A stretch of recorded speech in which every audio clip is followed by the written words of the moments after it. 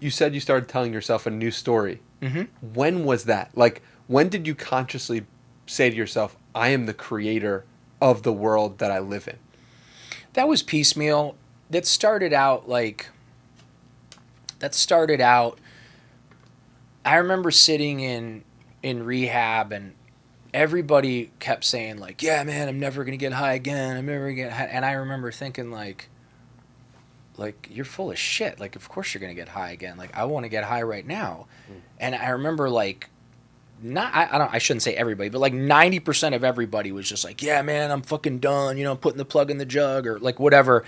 And I just remember thinking like, these guys are full of shit. Like, I want to get high. Like, I don't know how I'm going to get high. Like, I need to put some weight back on. I need to get the law off my back. I need to get some money going and a roof over my head. But I'm for sure going to get high again. And I remember sitting in this group, and this older guy was teaching the group, and he said, you're nothing but a bunch of mental defects in full flight from reality. And I was like, fuck you. And he's like, excuse me? I'm like, nothing. He's like, what'd you just say? I'm like, nothing. I don't like you calling me that. And he goes, well, that's what you are. And I said, says who? And he says the whatever book of the 12-step program that we were in. You're not supposed to talk about it on press, radio, or film, so I'm trying to be respectful. But he ended up reading the passage out of this book, and the way that he explained it, he's like, you're a mental defect in full flight from reality. And man, I remember going back to my room and I'm like, am I mental? I'm a mental defect? Then I started thinking about like deciding that I should shoot crack, and that I heard from this guy on the street that if you mix crack with lemon juice, that because you can't shoot crack because it's oily. So you have to like break it down with lemon juice or vinegar. And I remember like going and like stealing lemons out of somebody's yard and like putting it and then shooting lemon juice and crack. It worked. I'm not, please, my God, if anyone's listening to this, don't ever do that. But the fact that I did that, the fact that I was willing to just pick up a dirty needle off the street and hope that it wasn't infected with AIDS or hepatitis C, the fact that I would shoot lemon juice and crack, the fact that I would, any of the things, I started thinking about it. Like, when I was getting high, I could rationalize anything, but like, I remember like selling my body for drugs and thinking, well, I'm not hurting anybody. I'm not like those guys that are fucking robbing and harming people. I'm just like letting some dude jack off on me, or like, giving a guy a hand job for like a 20 rock. Like, I didn't think there was anything wrong with that. As I sit here with you today with that 20 years behind me, like, yeah, I was a mental defect in full flight from reality. I was completely fucking insane. So that was the sort of the beginning, the leveling field of me going, wow, man, you're completely full of shit. And you don't know what the fuck you're doing, because if you did, you wouldn't be in this shitty rehab with fucking sores all over your face and abscesses all over your arms and ringworm and fucking scabies. Like, that was the beginning of like conceding to my innermost self that I was in fact an alcoholic and a drug addict, and that my life had become unmanageable. I got really honest with myself, and then I just thought, like, you know what? I'm gonna listen to Bob Forrest. Bob Forrest was a counselor at the treatment center that I was at. He later became famous, but at the time he was still intentionally a nobody. He was like, you know what? Don't worry about the steps. Don't worry about, like, just stay clean and sober for 1 year. And at the end of 1 year, if you don't like your life a lot better, I'll buy you your first bag of dope. Wow. I'm like, all right, cool, you're on. And I'm like, but one more caveat. He's like, what? I'm like, if I stay sober for a year, I want to go to the Red Hot Chili Peppers concert. And he's like, so then go. I'm like, aren't you friends with those guys? He's like, yeah. And I'm like, all right, so I don't want to just go. I want to like go backstage and like, whatever. And he was like, done, no problem. Wow. Yeah. 8.5 months clean and sober.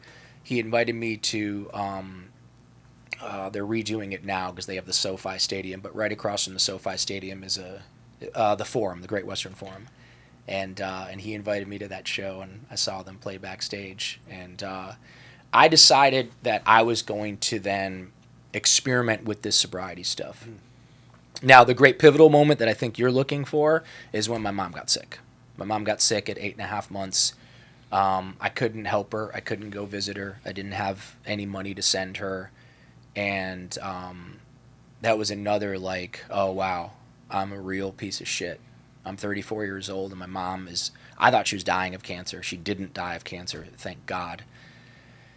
And I went home that night, and I cried, and I cried, and I cried, and I was punching myself in my legs, which is some coping mechanism that I did. I would sometimes pinch myself, sometimes punch myself, but I was punching myself in my legs, and I was crying and sobbing, and I had been watching The Secret by Rhonda Byrne, the documentary, and I was like, never again, never again, never again, never again. I'm never going to feel like this again. I'm never going to fucking feel like this again.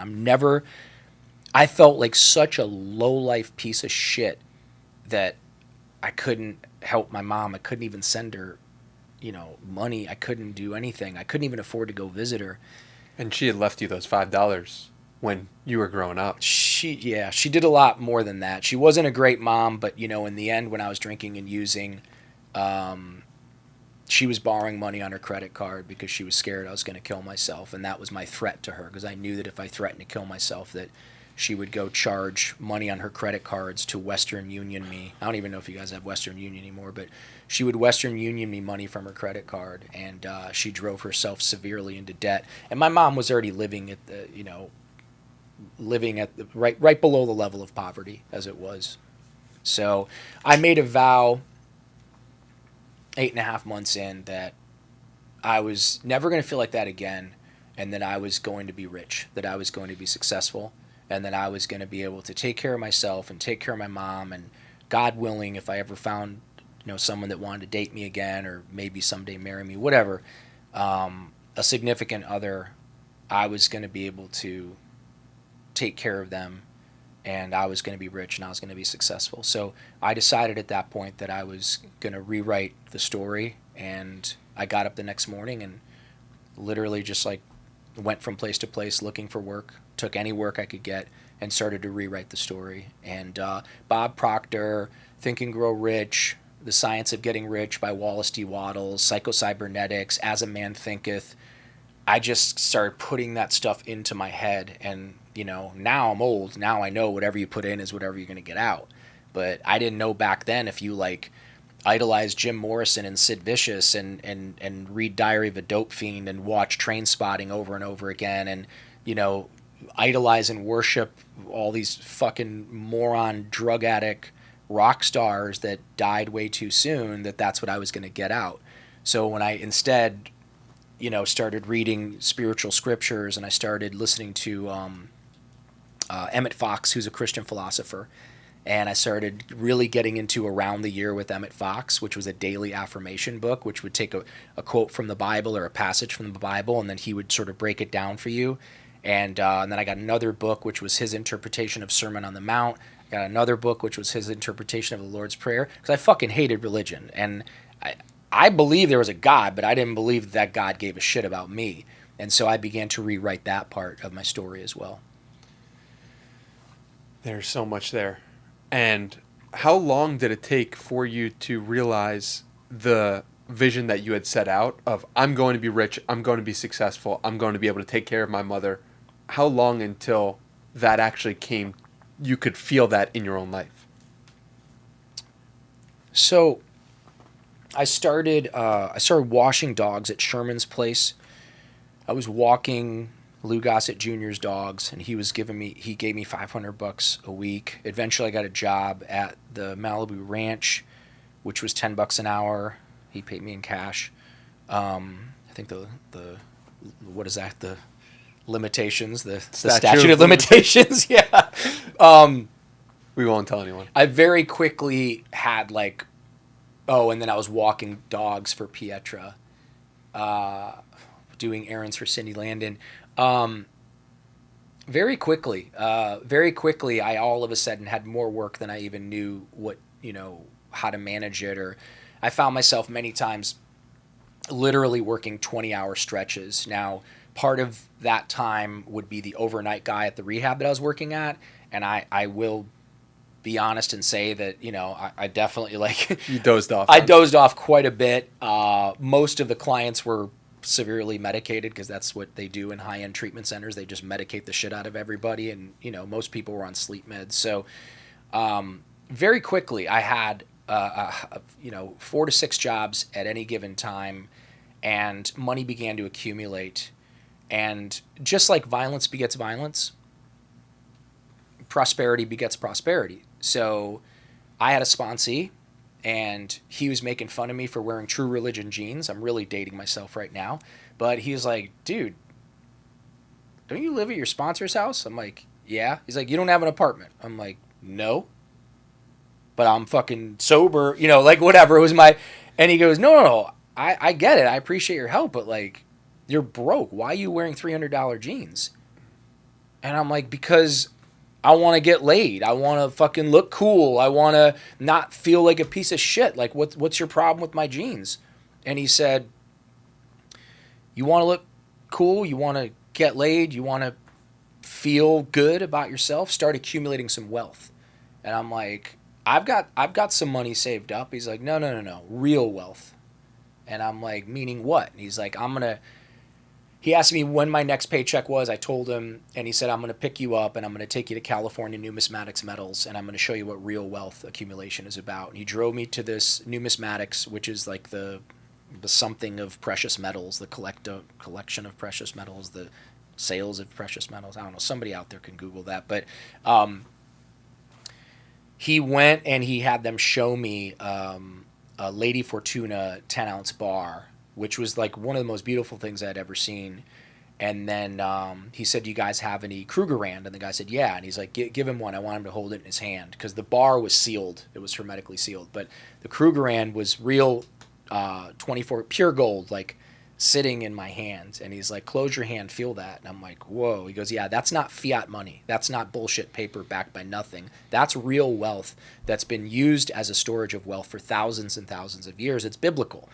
He goes, you need to start buying that with every paycheck. And that began my journey in investing. And that was another part of my story, that I was going to get a safety deposit box and I was not going to count it until I filled the whole thing up, which I didn't stay true completely to my promise to myself, because there was definitely some times when I was feeling pretty exhausted and tired, and I would go to the bank and I would take it out, and I would take it all out on the thing and I would count it up. And every time I did it, it just kept growing. So abundance and prosperity begets abundance and prosperity. And so I began to believe that I could create abundance and wealth and prosperity. And it didn't seem like there was any limit to it. I didn't know how I was going to, you know, take the next leg up, but I did. It's also funny how, like, your level of what you believe wealth and prosperity to look like changes as you grow. For sure. I mean, at one point you had $5,000 to your name, and you tell a homeless man, I have more money than I know what to do with. Remember it like it was yesterday, and it was an aha moment. It was a goosebumps moment. The hair on the back of my neck stood up, and I became in that moment the narrative inside my head of that I lived in a scarcity environment. It shifted like almost completely. I had a paradigm shift that I now existed in an environment, in a world of abundance, that there was enough for all of us. You know, I import matcha and I sell it. It's one of my side hustles, right? If you told me without knowing that you want to import matcha, or that you do import matcha, the old me would have been like, oh, fuck, you know, you don't tell him, or like you don't encourage him, or you should try to discourage him, and like whatever, because there's not enough to go around. There's enough for all of us. There's enough for all of us. If I told you that I wanted to start a podcast, my guess is you'd probably get excited for me, and you'd probably try to help me and whatever, because you live in an abundance and prosperity environment. Most people don't. Most people are taught by their parents that, we can't afford that, son. You know, we could never afford that. Or, hey, money doesn't grow on trees. It does. It does. Sometimes in the form of oranges, sometimes in the form of cannabis, sometimes in the form of timber, lumber, like whatever. Money absolutely grows on trees, and it grows in many, many other areas. It grows in this digital age as you capture eyeballs. That's the new gold rush, brother. You are at the forefront of the new gold rush. However you can capture someone's attention and hold that attention, that is what the people were doing at the turn of the century with gold. I mean, with steel and with oil and all that stuff. So money grows on trees. Your parents were wrong. You can afford that. Stop telling yourself that you can't afford it. And if you need to say I can't afford that, just throw yet at the end of it. That's all. Just shift it a little bit. But trust me, sooner or later you'll catch yourself saying stuff like that, and you'll realize like, oh fuck, I'm literally telling the universe to stop giving me abundance when I say things like I can't afford that. I can't afford that. I could never afford that. Yeah. Not good. Rewrite the story. If you enjoyed this clip, watch the full episode right over here, and don't forget to subscribe.